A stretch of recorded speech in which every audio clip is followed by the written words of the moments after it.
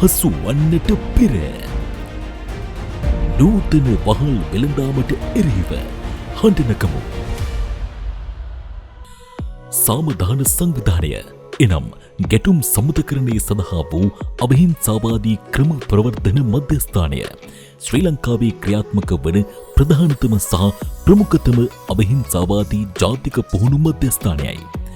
1993 දී පිහිටුවා ගන්නා ලද අප සංවිධානය අවිහිංසාවාදී ගැටුම් සමුදකරණය සම්බන්ධ දෙස් විදෙස්හි පුහුණුව ලද විශේෂ දැනුමින් සම්පූර්ණ වූ මානව සම්පතකින් යුක්තය. අවිහිංසාවාදය ගැටුම් නිරාකරණය සහ සාර ධර්ම ගොඩනැගීම සහ මානව අයිතිවාසිකම් ඉලක්ක කර ගනිමින් වැඩසටහන් රාශියකට ජාතික මට්ටමේ නායකත්වය දෙනු ලැබේ. සාමදාන මධ්‍යස්ථානය මගින් 1994 සිට ශ්‍රී ලංකාවේ සෑම දිස්ත්‍රික්කයක්ම ආවරණය වන පරිදි පවත්වන ලද අවිහිංසාවාදී ගැටුම් නිරාකරණය පුහුණු වැඩමුළු සම්මන්ත්‍රණ සහ වැඩ කඳවුරු සඳහා සහභාගී වූ දිස්ත්‍රික්ක 25 ගම්මාන 100ක 25000කට අධික අවිහිංසාවාදී ජන නියාමකයන් පිරිසකගෙන් සමන්විත මානව සම්පතකින්ද යුක්තය. සාමදාන ආයතනය විසින් USAID ආයතනයේ අනුග්‍රහයෙන් සේෆ් ෆවුන්ඩේෂන් ඒකාබද්ධතාවයෙන් ශ්‍රී ලංකාව තුළ සිදුවන මිනිස් වෙළඳාමට එරෙහිව කටයුතු කිරීම සඳහා සිවිල් සමාජ සංවිධාන බලගැන්වීම ECCT පස් අවුරුදු ව්‍යාපෘතිය යටතේ ජාතික ක්‍රියාකාරී සැලැස්මකට ගමනික සමති ගොඩනගමින් ප්‍රජාව තැනැත්තන් වෙළඳාමට ගොදුරු වීමේ අනතුරින් වළක්වා ගැනීම මේ පිළිබඳව දැනුවත්වීම සුරක්ෂිත ශ්‍රම සංක්‍රමණය ප්‍රවර්ධනය කිරීම සහ එම අපරාධයට ලක් වූ වින්දිතීන්ට සහාය ලබා දීම එවැනි අපරාධයට ගොදුරු වූ වින්දිතීන්ට යළි ජීවිතය යසස්ථාපනය කර ගැනීමට අවශ්‍ය සහාය ලබා දීම මෙහි ප්‍රධාන අරමුණ වේ. හසු වන්නට පෙර අයබෝවන් ඔබ දන්නවා අපි මේ වැඩසටහන මාලාව තුළින්ම කතා බහක් කළේ හියුමන් ට්‍රැෆිකින් එහෙම නැත්නම් මිනිස් වෙළඳාම සම්බන්ධයෙන්. පසුගිය කාලයේ පුරාවටම මේ ගැටලුව ලංකාවේ ප්‍රධාන ධාරාවේ ප්‍රශ්නයක් වුණා.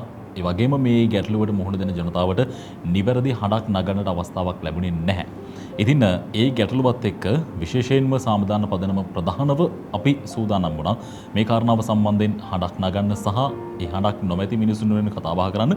ඒ විතරක් නෙමෙයි ඔවුන්ට අවශ්‍ය කරන දැනුම දැනුවත් කිරීම කරන්න විශේෂයෙන්ම මේ වෙනකොට මේ පිළිබඳව දැනුවත්භාවයක් නැතිව විදේශගත වීම සඳහා කටයුතු කරමින් සිටින ජනතාව වෙනුවෙන් මේ දැනුවත් කිරීම කරන්න අපි අපේ වගකීමක් කොට සලකලා මේ වැඩසටහන් මාලාව ඔබ වෙනුවෙන් ගෙනෙන්න තීරණය කළා. ඉතින් එහි තවත් එක් අධිකරක් විදිහට තමයි අද දවසේදී මේ වැඩසටහන අපි සූදානම් කළේ. Today we are joined by the Janaha Sevaraj to discuss how we can support and safeguard these individuals in Sri Lanka. So my first question is, what kind of protection generally required by the trafficked victims in Sri Lanka? Now, this is a month where we observe a day against human trafficking in persons.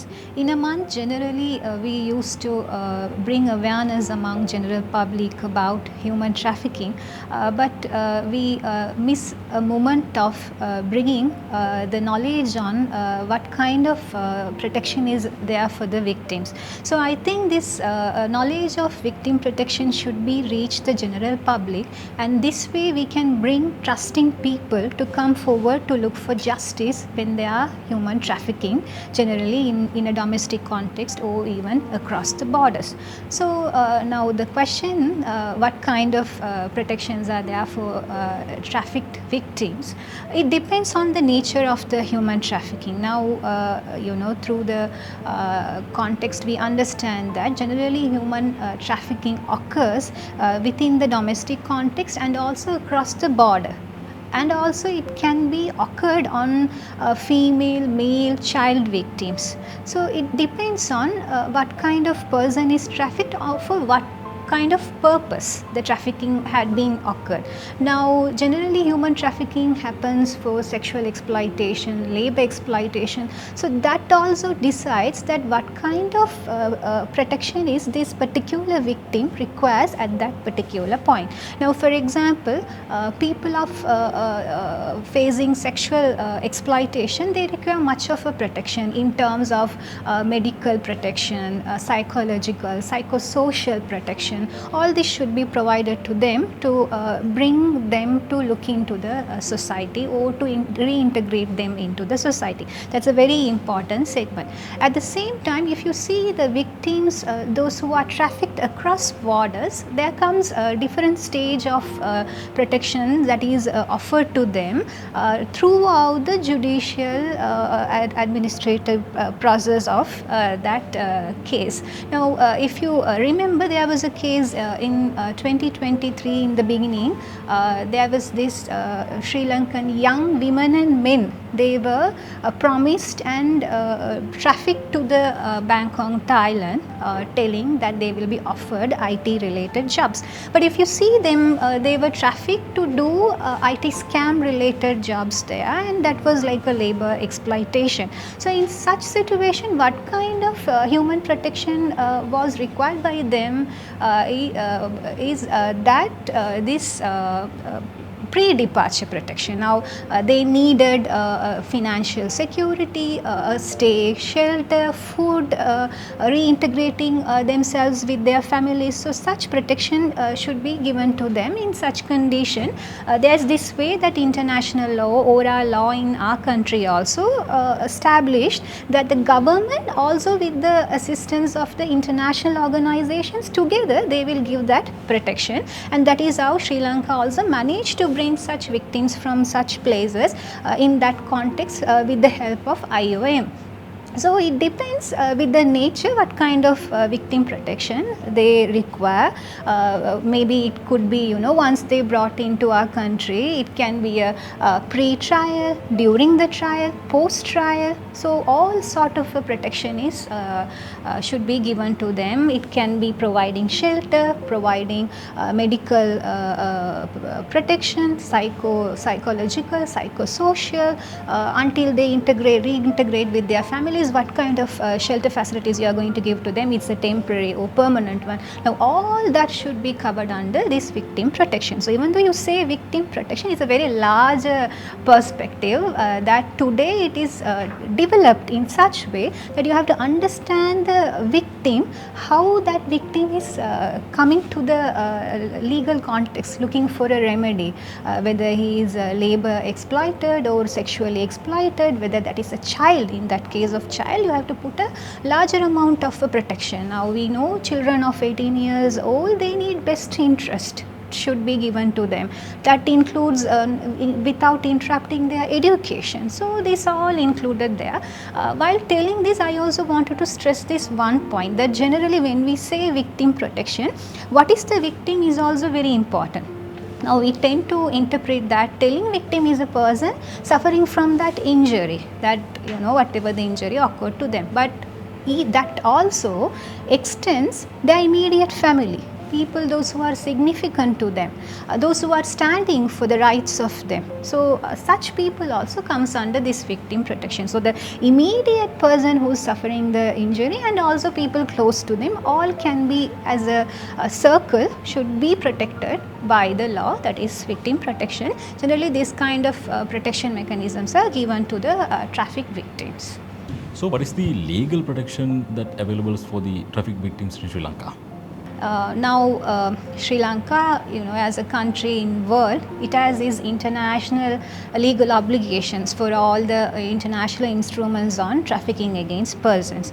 It also a member state for the Convention Against Organized Transnational Crimes. So that is why in our country also we have made such legal enactments to implement our legal obligation within the domestic context. Now we all know when in terms of fundamental rights, it is our constitution is the supreme legislation, and when it comes to the offences governing Sri Lanka, the penal code is the supreme law. So both the law govern this human trafficking and they try to enable the identification of who's the victim of human trafficking. In such way, they will be able to access whatever the protection available to them. Now, if you take the constitution, it doesn't say directly that covers the human trafficking victims, but whatever the fundamental rights that are available there in terms of equality, freedom against torture, or you have the freedom to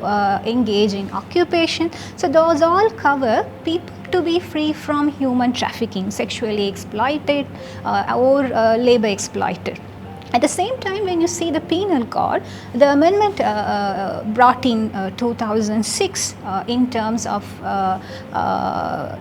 implementing the international obligations, the section 360C incorporated this human trafficking element into our domestic context. Now we know that is an offence inside our country, so we can frame people whoever involving in the human trafficking activities within that. Now these are the legal frameworks working on human trafficking. Now, especially if you focus on human trafficking victims, there is this exclusive legislation for people of victims of crimes and witnesses. So there was this one legislation in 2015, and now we have repealed that, and we have brought another legislation in 2023 that covers an exclusive protection for the victims of trafficking. Under that, you have all the measures, standards, how they should be protected, what kind of protection should be given,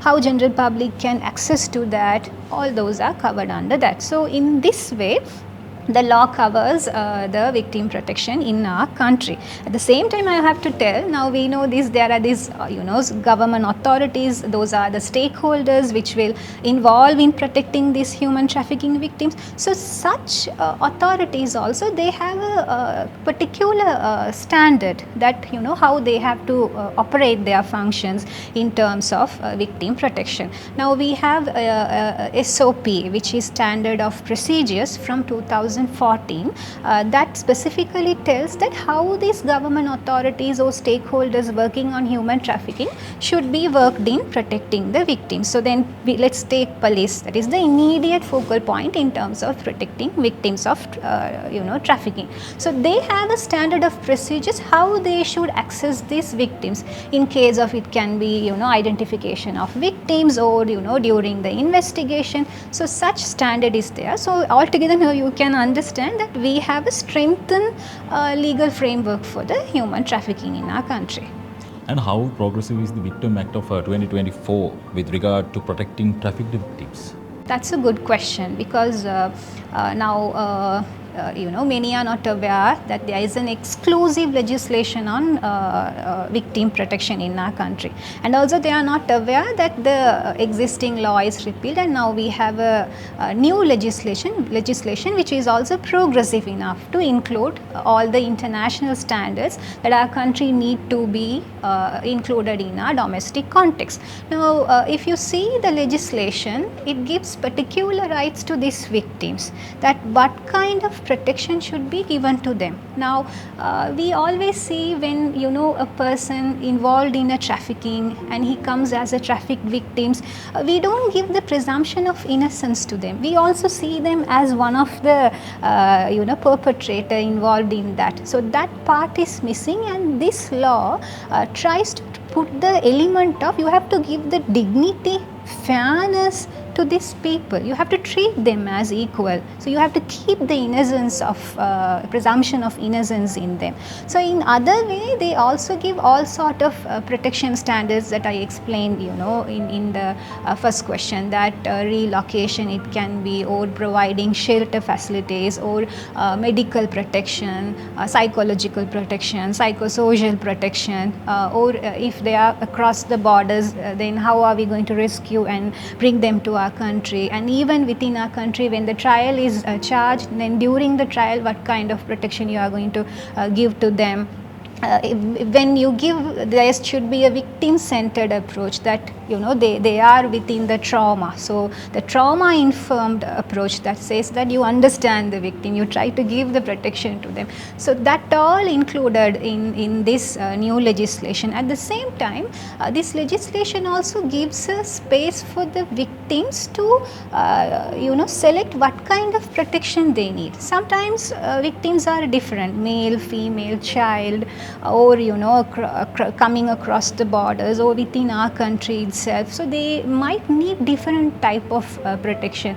Sometimes if that is a female victim, they need medical protection or counseling to reintegrate with their families. In other case, sometimes all these victims have some person as a big villain in the society who's the perpetrator. He might try to intimidate and threaten, unlawfully induce them to give up the case, or even change the statement that they have given to the police. So in such situation, they can always request what kind of protection they need from the government authority. So that I see as a very plus point, because all this time we didn't have that space to understand what really these victims need and how we can provide protection to them. At the same time, now as I said, victims also different, and there is a category of vulnerable victims. So they need a special measures to protect them. Now let's say disabled victims, children, female. So these victims are categorized as special vulnerable victims, and they have special protection measures. Now we know that especially when you are a child or a woman, you don't want to go to the courts and give your word, your statement there, or you have this social stigma that you have to face in the context, or you are threatened by the perpetrator, or you have sometimes this psychological elements, traumatized. So in such cases, now the progressive stage is that you don't need to physically present to the court. You have this audio video linkage. You can record, or using the camera you can give the statement to the courts. So you can be somewhere in the distance, and a statement can be given in the courts using this all new technology. This I see as a progressive step that is available in our country, because this would encourage victims to come forward and file cases. Now the major struggle we have in our country is not combating human trafficking,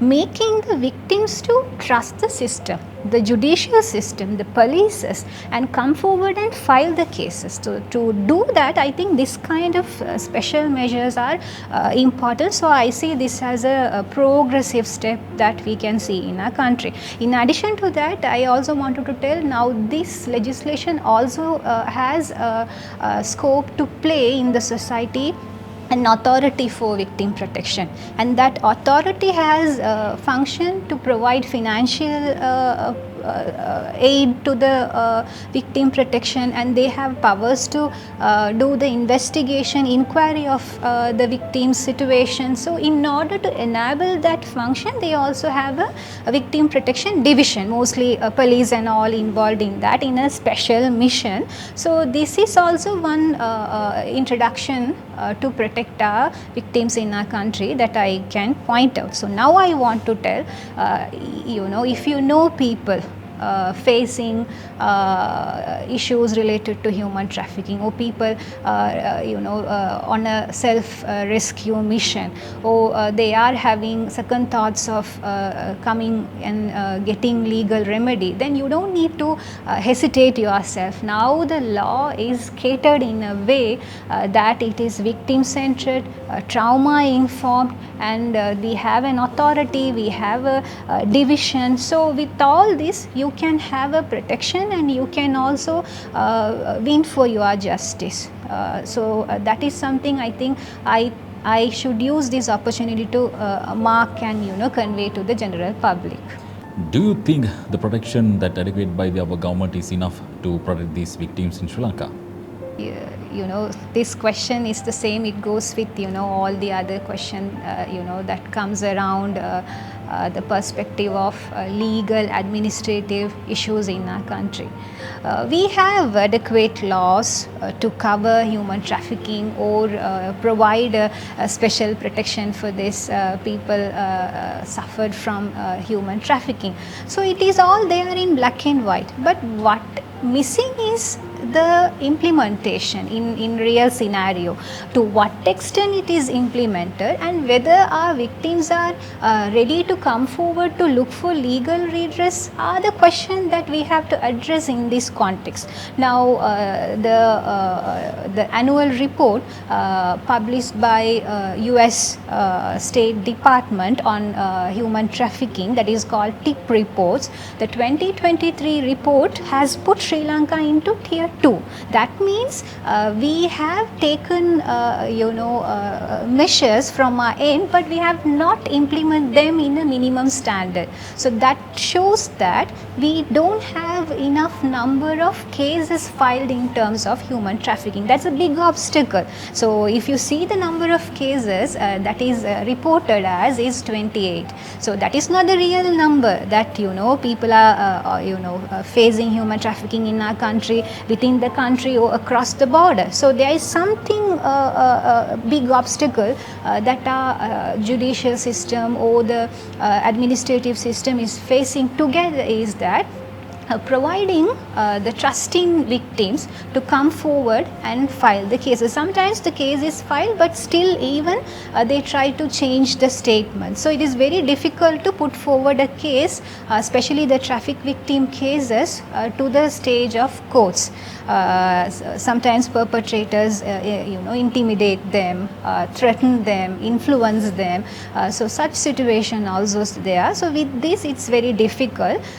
So I think now with whatever we have, the legal protection, Victim Protection Act, authority, division, with all this we have to find a way to bring trust in these victims. Now we have the focal point police, but how many police actually implement victim centered approach or trauma informed approach? That is a question, because they firstly access to them and later to the prosecutors. So when they investigate, inquire, you have to give that trust in them. So I think they have to be properly in-depth trained in terms of this. So then only we can win this situation. In addition to that backlog of this case, now if the trafficking case is filed, how many years it is taking to deliver a judgment, then the victim also losing the trust in the system and also the entire system. It looks like it doesn't work on a proper point, and that shows a message to the international society. So I think the special training while giving to the prosecutors and police, there should be a special court or a session for cases focusing on traffic victims. In such way we can clear these backlogs.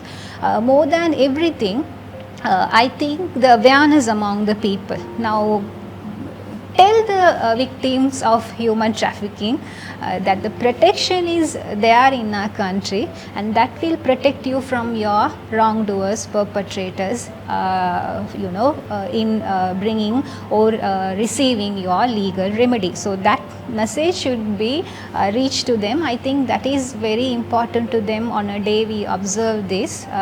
So that is what I think, that when it comes to the implementation, that we have to look into. Great discussion, and I think you also got the good and a big picture about the legal system and the legal background behind this human trafficking. Thank you very much, Senior Lecturer Janaha Sevaraj, and let's meet in another episode to talking about human trafficking.